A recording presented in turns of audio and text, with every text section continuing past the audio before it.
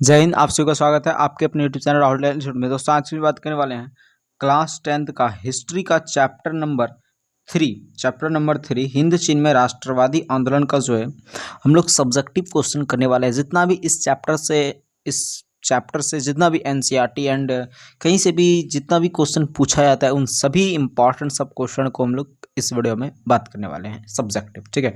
और इससे पहले हमने जो है तीनों चैप्टर का जो है ऑब्जेक्टिव क्वेश्चन करा दिया है। अगर आपने नहीं देखा है तो उसका प्लेलिस्ट का लिंक जो है आपको डिस्क्रिप्शन में मिल जाएगा। तो चलिए बिना देरी के इस वीडियो को स्टार्ट करते हैं और सब्जेक्टिव क्वेश्चन को हम लोग देख लेते हैं जो कि बहुत ही इंपॉर्टेंट सब है, ठीक है।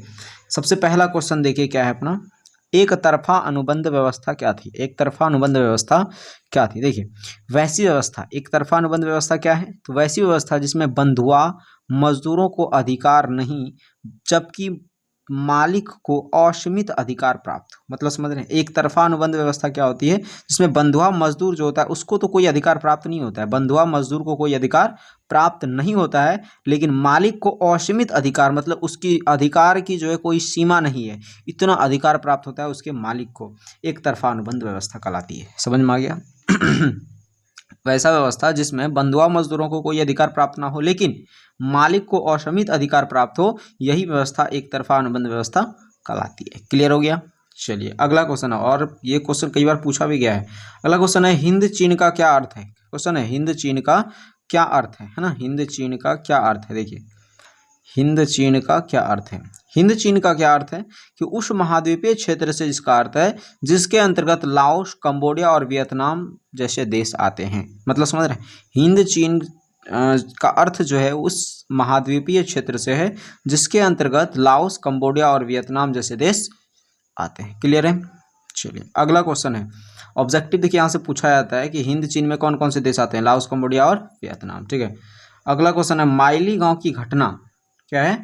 माइली गांव की घटना क्या थी। माइली गांव की घटना क्या थी, देखिए इसका क्या प्रभाव पड़ा। माइली गांव की घटना क्या थी और इसका क्या प्रभाव पड़ा था। देखिए माइली गांव की घटना दक्षिण वियतनाम में 16 मार्च 1968 को हुई थी। माइली गांव की घटना कब हुई थी, दक्षिण वियतनाम में हुई थी और 16 मार्च 1968 को हुई थी माइली गांव की घटना, जहां अमेरिकी सेना के एक गुट ने 300-400 निहत्थे नागरिकों को मौत के घाट उतार दिए थे। मतलब माइली गांव की घटना क्या थी, जहां यह जो है दक्षिण वियतनाम में 16 मार्च 1968 ईस्वी को हुई थी और वहां पे यानी जहां अमेरिकी सेना के एक गुट ने 300 से 400 निहत्थे नागरिकों को मौत के घाट उतार दिए थे, मतलब उसकी हत्या कर दी थी, जिसमें अधिकांश महिलाएं, बच्चे और बूढ़े लोग थे।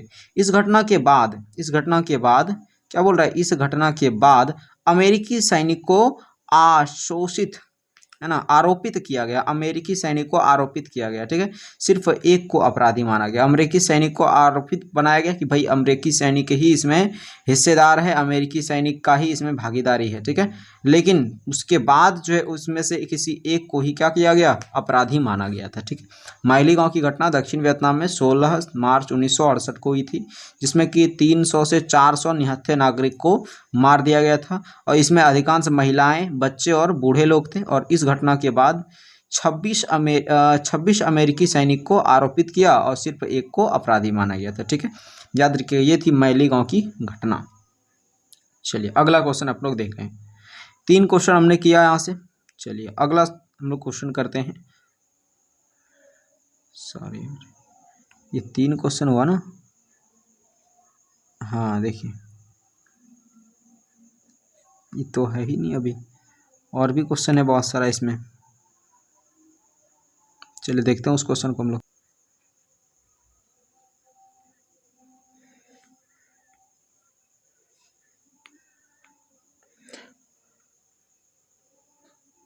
हाँ तो इस चैप्टर से जो है जितना भी क्वेश्चन था इम्पॉर्टेंट सब सब्जेक्टिव में, और शॉर्ट टाइप क्वेश्चन जितना था 3 क्वेश्चन था शॉर्ट टाइप, ठीक है, जो कि मोस्ट इम्पॉर्टेंट था इस चैप्टर का, मोस्ट वीवीआई था, ठीक है।